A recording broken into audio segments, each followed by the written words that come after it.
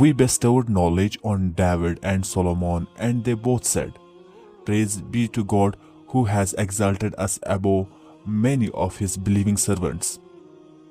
Solomon succeeded David.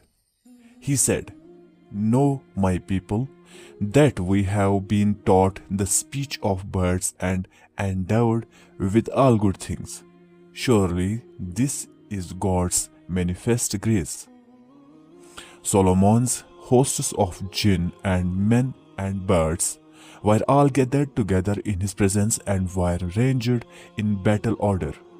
And when they came to the valley of the ants, one ant said, Ants, go into your dwellings, in case Solomon and his hosts inadvertently crush you.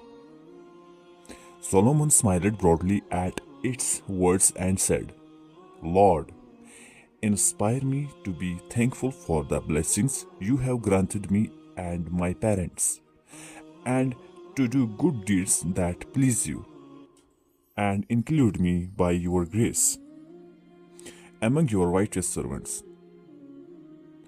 Then Solomon inspected the birds and said, How is it that I do not see the hoopoe?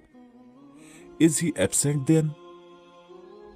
I shall surely punish him severely or order him to be executed, unless he gives me a good reason for his absence. But he was not long in coming, and said, I have learned something you did not know. I have come to you from Sheba with reliable news. I found a woman ruling over them, who has been given everything, and she has a mighty throne. I found her and her people worshipping the sun instead of God. Satan has made their conduct appear good to them, and has thus diverted them from the right path, so that they might not be guided. Should they not worship God, who brings forth what is hidden in the heavens and earth, and knows both what you conceal and what you make known? He is God. There is no deity but He, the Lord of the mighty throne. Solomon said, We shall soon see whether you have spoken the truth, or whether you are a liar. Go with this letter of mine and lay it before them. Then withdraw from them and see how they respond. The Queen of Sheba said, O counselors, an honorable letter has been delivered to me. It is from Solomon. It reads, In the name of God, most gracious, most merciful, do not exalt yourselves above me, but come to me in all submission. Now advise me in this, counselors. I never decide any affair till I have conferred with you. They said, We are strong and our prowess in battle is great, but the decision is in your hands, so consider what you will command. She said, Surely, when mighty kings invade a country, they despoil it and humiliate its noblest inhabitants. These men will do the same, but I shall send them a present and see with what reply my envoys will return.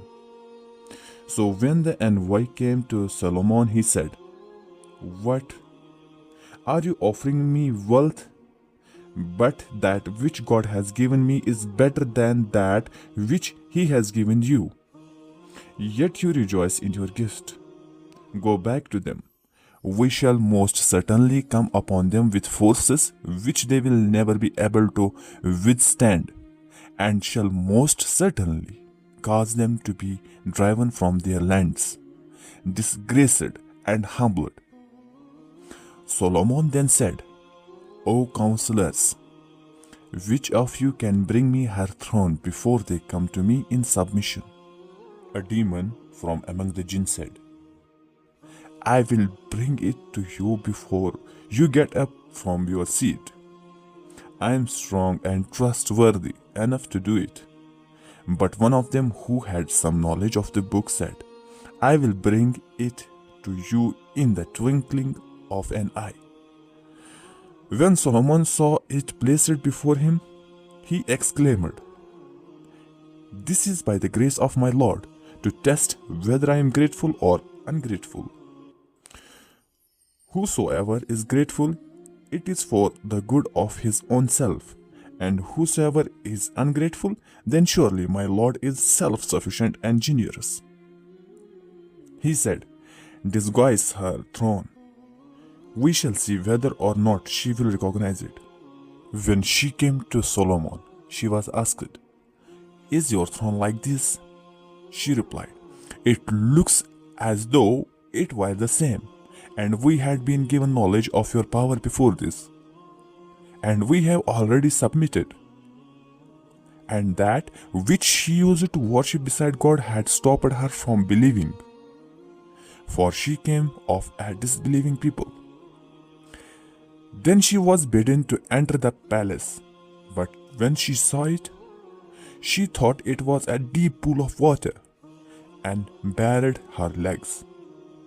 But Solomon explained, "It is just a palace paved with glass." And she said, "My Lord, I have wronged myself. Now I submit along with Solomon to God, the Lord of the universe.